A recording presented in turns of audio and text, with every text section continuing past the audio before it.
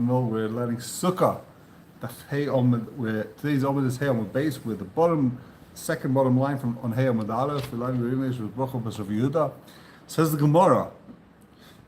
We're discussing how we know that the thickness of the kapeiros.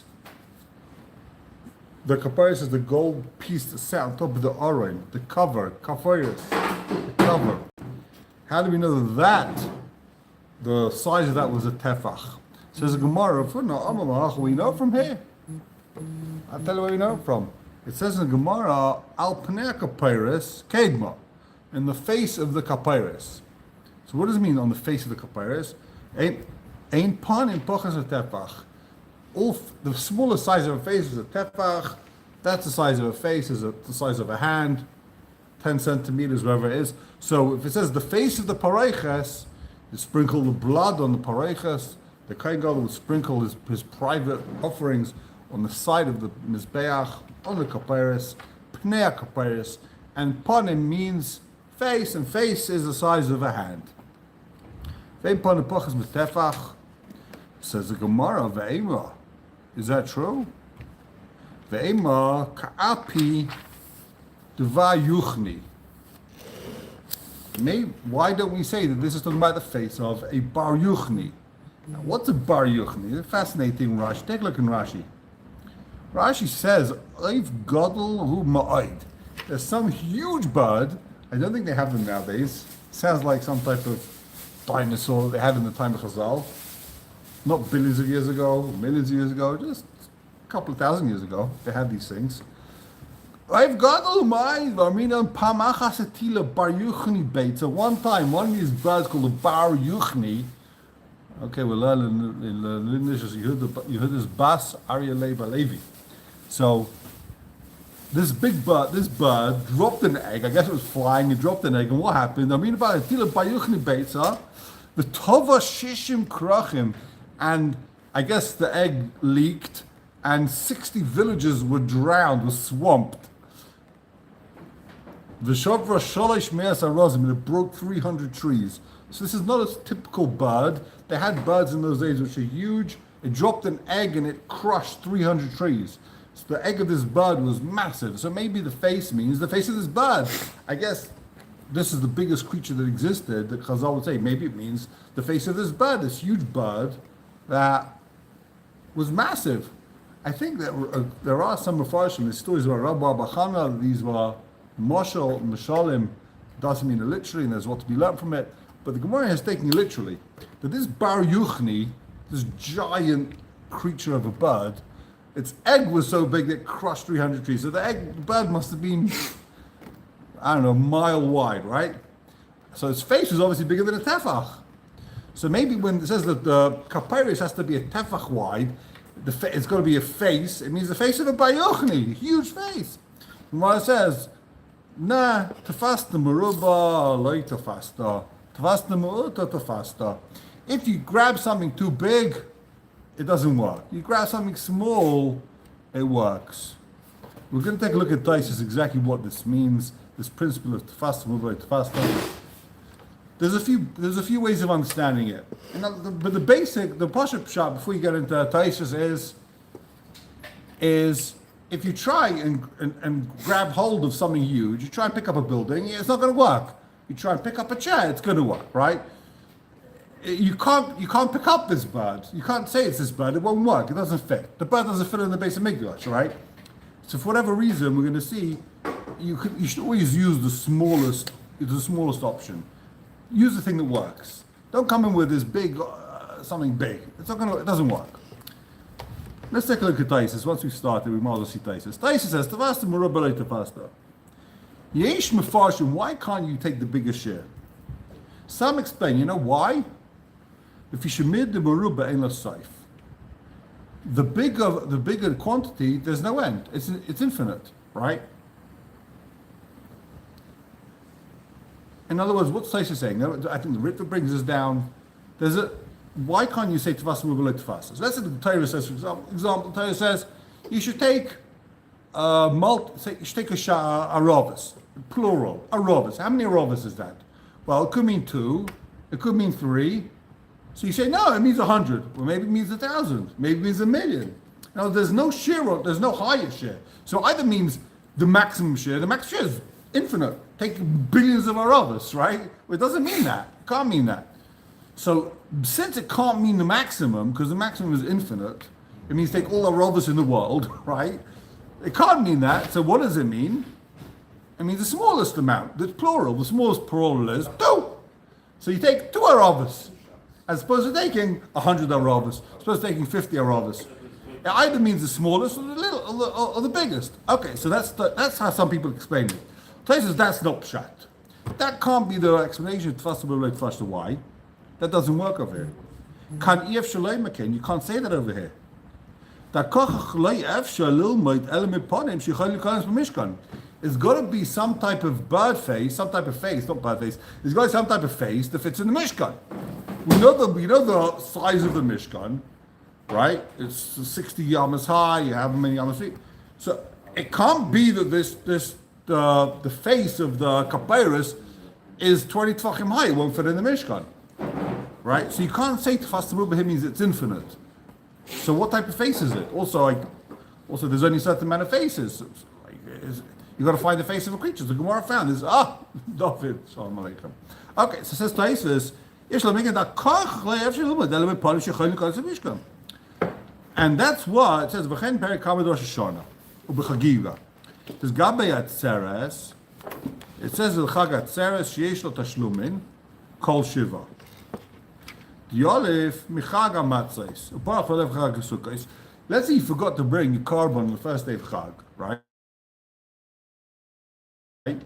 So it says you've got the rest of the Chag to finish. You've got the rest of Pesach to finish. 7 days. You've got like Pesach 7 days. The Gemara says, let's learn that from Sukkot. You've got 8 days. Sukkot gives you 8 days. And so let's say, we're talking about Shavuos. You forgot to bring a carbon on Shavuos. So it'll, just like with Pesach, you get 7 days to bring a carbon. Here also, Shavuos, even though it's a 1 day Chag, you get the whole 7 days to bring it. The Gemara says, maybe learn from Sukkot. Sukkot gives you 8 days. Give the guy another day. Why are you giving him 7 days? So you've got 2 options. Do you give him 7 days? Or do you give him 8 days? The Gemara says, "Mashani tefasta merubah lo tefasta." Taking the bigger share doesn't work. Taking the bigger quantity doesn't work. Take the smaller quantity, and there v'hasa mish l'davar seif. That's not infinite. There, you can't say that the reason why tefasta merubah lo tefasta doesn't work is because it's infinite. No, you've got 2 options: 7 days or 8 days. It's not a problem with infinite. There's no issue of infinite over there. You could bring it for 1,000 days. No, there's 2 options. Either we learn Shavuos to Sukkot, or we learn to Pesach. Either you give the guy 7 days, you give the guy 8 days. And the Gemara says, Tefasta merubah lo tefasta. Give him 7 days.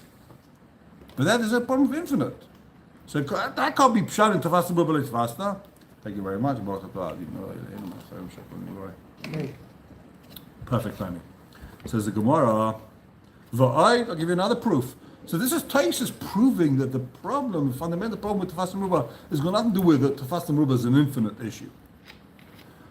It says Taisus much b'edi b'sois kahanim. It says over like Yosef zoiv dama yomim rabim yomim shonim yochel yomim habe. This woman becomes a zova yomim rabim. She sees blood for many days. What does many days mean? Does it mean 1,000 days? When you've got 2 options, Yom could mean 1,000 days, it could be 2 days.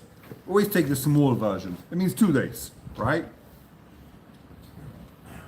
Why? Rabbi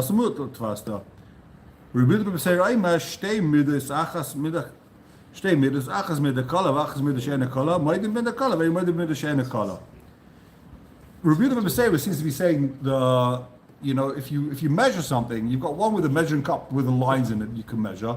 The other one's a big bowl with no lines in it you can't measure. So you measure with the smaller share. So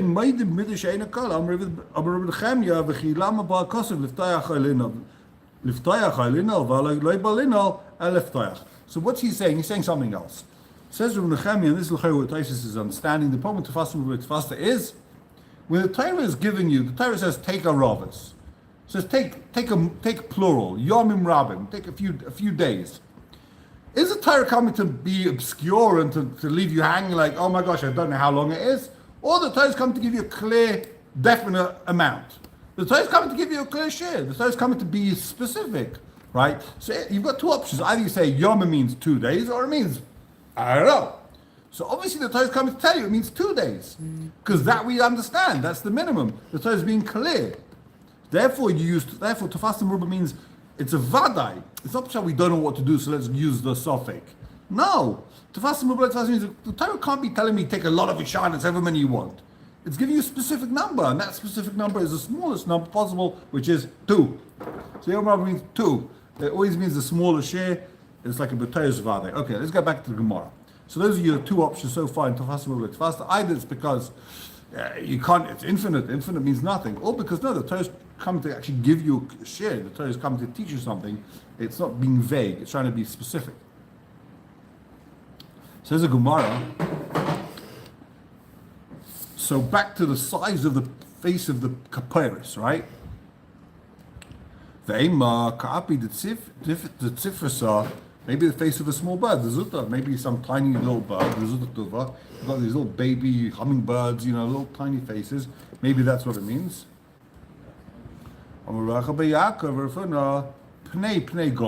So we've got a drasha. We learn pnei to pnei. Xereshava. Ksiv hacha el pnei kapiris. It says here pnei kapiris. Ksiv hacha asam meis pnei Yitzchak Aviv, from the face of his father Aviv, and therefore it means a human face. And therefore we use the tefach. That's what the Gemara is understanding. Pnei means a human face. It says here pnei. There it says pnei Yitzchak. Gemara says v'neilif mipanish amana. Let's learn out from the heavenly faces. The face in Shumayim. It's machlekes if he's talking about malachim or pnei Shechina or whatever that means. Again, you're talking about infinite, right? Obviously, God has no physical body. There's nothing physical at all about Kodesh Baruch Hu, but still, it says pnei Elokim, right? Pnei. So there's some type of malachim, the angels probably. That's the posh pshat. Shalom, welcome. So says the Gemara, seeing your face like seeing the face of God.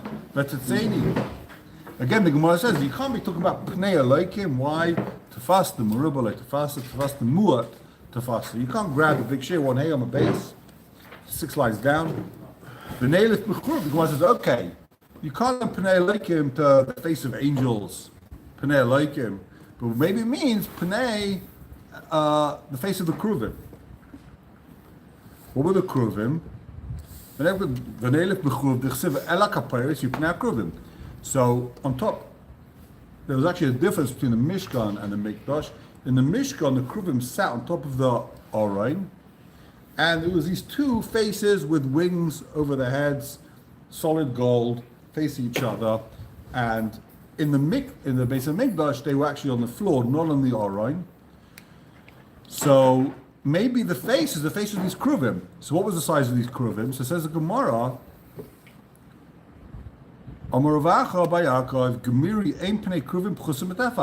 we learned that the face of these kruvim was the size of a tefach. It can't be less than a tefach, and therefore the face of the kapiris can't be less than a tefach. We're trying to establish the size of the kapiris, this big sheet of gold that sat on top of the Orain. How big was it? Gemara says a tefach. How do you know tefach? Ravuna Nami. Ravuna says Nami Macha Gamir. Ravuna also says we learn from the Pnei Kruvim. Just like the Kruvim's face was at least a tefach, so the thickness of the kapiris had to also be a tefach, a hand, 10 centimeters, right? So it says Gemara, my kruv, what is this kruv? Now that we're talking about kruvim, what is a kruv? Omer of Avo Kuravya. Shechaim B'Bavel Kairin Yunuka Ravya. Ka, like Ravya. Kruv means ka, ruv, like a baby. So the face of these kruvim was like a baby, a child. The Yunuka Ravya. Huh? So maybe this isn't so bad. Yeah. Baby's faces with the wings. Who is that? Michelangelo? Yeah. We'll see in a second it's wrong, but okay. So it says Gemara, at this stage that's good. Whoever made that didn't see the rest of the gemara. Well, okay, let's see. The group okay, so the Gemara says, "Omelei Abaye lemata dechsif pnei echad pnei akruv, u'pnei hasheni pnei adam, haynu kruv ani adam." So this Gemara is talking about the verse in Yechezkel, talking about the malachim. It says one had the face of a kruv, and one had the face of Adam, right? One had the face of a kruv. If a kruv means a baby, and one had the face of a human face. Well, haynu kruv ani adam, babies are human. So what does it mean? Why would it say one is a human face, one is a baby's face? They're both l'chayra, human. So it means api ravi v'api zutri. In other words, a kruv is a small face, and one is a big face. So, l'chayra, it means one's big, one's small. Not one's. It doesn't say one's a eunuch or one's an adult. It says one's big and one's small. Ravi means big, zutri means small. That's the chayra word. That's the chayra word saying. And I don't know if you could get maybe the texture of this golden thing. You're not able to see. You're able to see a face, a human face, but I don't know if it's enough details. You see, oh, this is a baby face. You got baby cheeks or whatever, and this is an adult, right? It looks the same, but just one is bigger, one is smaller. Microcephaly and macrocephaly. Yeah. Yeah, small head and a big head. Exactly. The Gemara says now. Back to the original question. Now we're going to go back to the original question which we were dealing with originally. Sukkah. What is the size of a sukkah? How do we know that a sukkah has to be at least 10 tefachim high, right? So till now, Ivan, that we've learned that the Aron is 9 tefachim and the Kaparis is 10 tefachim, so you've got 10 tefachim. And that's how high a sukkah has to be, because above there is a different Shas, and that's the height of the sukkah. But Moras, maybe the 10 tefachim is including the schach. Just like the Aron is including the Kaparis, so maybe the 10 tefachim of the sukkah is including the schach. So let's say you've got a 9 tefach sukkah and you've got thick leaves, the tefach, maybe that's a kosher sukkah. You look at it from the inside and from the outside. So Gemara says, and it's partial to the Gemara that you need 10 without the schach. That's a dig they make based on the fact that it says just like the 20 has to be inside 20, above 20 you can't see schach. Also the 10 has to be 10 till the schach, not including the schach. So how do you know that? So Gemara says, maybe it's with a schach, it's got to be 10. Ella, a whole different shot. We know it from the base of from the base of Mikdash, the eternal house. You can't even walk in. Huh? It's less than 10. If it's less than 9, if it's 10, you can't walk in, but you can sit down, you can lie down in there. 10, 9, either way you can't stand. Either way you can't stand, and you can lie. They used to sit lying down, the Rishonim said. That's what they ate lying down. But it's a good kasha. So Gemara says, let's learn that for the base of Mikdash, the base of Lamim, Gomala. The Chsivit says, the Bais Shabban Melech Shleimai. Shleimer built the base of Mikdash. Lashem, Shishim Ama Arkai, it was 60 feet length, Esrim Rachvai, 20 wide, for Shleishim Kaimasai, and the height was 30 amas. So it was 60 by 20 and 30 high. So how high was it? 30, it's clear. Right? I think Gemara is going to make a massive diak over here. And now it says, each, it says in the Pasuk, each kruv was 10 feet tall. Both kruvim, each one was 10 amas high. V'tanya. And we learned something else. Just like in the base of Lamim, the kruv was a third of the way high. Shlisha bayis. In other words, the bayis was 30 feet high. That says clearly. And the kruv was 10 feet high. So how high was the kruv in the house? It was a third of the base of Mikdash. It was a third of the Kodesh HaKadoshim. The house is 30, the Kodesh HaKadoshim is 30, and the kruv was 10. It's a third. Right? Even I can do that math, right? Mishkan Nami. The Mishkan to have the same proportion. That what? Kruvim b'shusha b'aisin them. Also the kruvim in the Mishkan was exactly the same proportion to the height of the Mishkan. B'shlish. The kruvim in the Mishkan also took up a third. Mishkan kamahaya. How high was the Mishkan? Eser amas. The Mishkan was 10 amas high. Dichsiv es amas high. So it says beferish it was 10 amas high. Kama avelu shisim pushchi. So how much is 10 amas? Is 60 tefach, right? Each amma is 6 tefachim. So 10 amas is 60 tefachim. Tilsi, how much is a third of 60? 20. Tilsi kama avei esim pushchi. Pushchi means, Rashi says, tefach. So the kruv, how high did they go till? 20 tefachim. Dalas Arn. We know how high the Arn was. The Arn, it says, was 10 tefachim. So you got, the kruv was sat on top of the Aron in the Mishkan. And together that was 20. A third of the 60. The whole height of the Mishkan was 60. A third, the Aron with the kruv was 20. We know the Aron was 10. So how much is the left for the kruv? 10 for the kruvim. 10, right? 20 minus your 10. Dalas Arn, a kapairas, Pashul Asara. So the kruv was how high? We know from here that the kruv was 10 tefachim high. And it says, V'hayu akruvim, and it says, as far as the kruvim was, V'hayu akruvim, poise knafayim lemala, they had their wings up, seichachim, like a schach bekanfeim. Their wings created like a schach, a roof, over the wingspan. The wingspan was a roof, exactly. Ala kapayres. It was a schach on top of the kapayres. So this is a better picture for that. There you go, exactly. So karer yachmana schacha lemala masara. So now we're going to learn something beautiful. How do you know there was 10? How do we know it was 10 tefachim above? How do you know sukkah has to be 10? Because just like this, the wings of the kruvim were 10 tefachim above the kapayres, and it calls it that schacha, seichachim from Lashon schach. That's called schach. So to be schach, it's got to be 10 tefachim.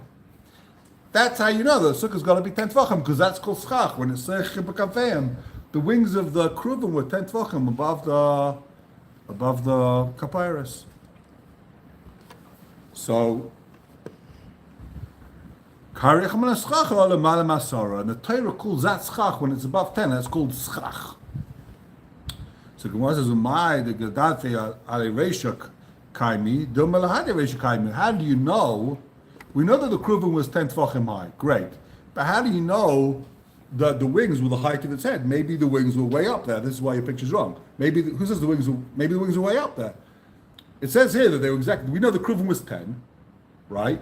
And it says that the wings were schach. That means the wings had to be exactly right on top of the head. Because if it was higher up, then the schach is 15. We're trying to prove from the wings down is 10. How do you know the wings were exactly right above the head? Maybe it was up there. Who told you? So Gemara says, it was way above that. It says above the head. It means l'mayla means directly above their heads. Ve'emer the middle tuva maybe it was much higher. Michsiv l'mayla doesn't say it was up high above the heads. No, there's in other words, above means directly above. L'mayla means much higher. Above means right above, and l'mayla means up. It doesn't say it was l'mayla. It says it was right above the heads. So therefore we know there was 10 tefachim between the wings and the kapayres. It was right above the heads. So that's how we know it's got to be 10 tefachim. Okay, that's all very well according to Rameya. Why? The Amma kol Amasai Beininus. According to Rameya, all the Amas that they used was the same share. All the Amas, 6 tefachim. This whole thing makes perfect sense. The Amma shall binyan shisha tefachim. The shall keilu chamisha. Michael name that, but according to Rabbi Yehuda, there's 2 types. This is, it was too easy till now. It's too easy. According to Rabbi Yehuda, there's 2 types of amas. There's 2 feet. There's industrial measurement, and there's the construction measurement, which is 6 tefachim. But then there's the measurement for kelim, for utensils, which is only 5 tefachim, right? So if it's 5 tefachim, the whole cheshbon doesn't work. We're going to see why. If it's 5 tefachim. So we know the Mishkan, in other words, we know when it says that the Mishkan was 10 tefachim high, we know that's 60, because that's a construction foot. And each foot is 6 amos. But the Mizbeach, it says, is 10 tefachim, 10 amos. If that's 5, that's only 50. In other words, it's a different share. The whole thing goes out of whack, right? Says the gemorah, the whole cheshbon is out the window. So Aron v'kapay, why? Aron v'kapayres kama avulhu tamya palga. The whole thing was only 8.5 tvachim. In other words, the Aron, it says, was 1.5 amos, right? The Aron was 1.5 amos plus a tefach of the kapayres. So 1.5. If the am is 6 plus 3, 9. But if the am is 5 plus 2.5, 7.5, plus a tefach of the kapayres, which is the kapayres of tefach, how much is it? 8.5.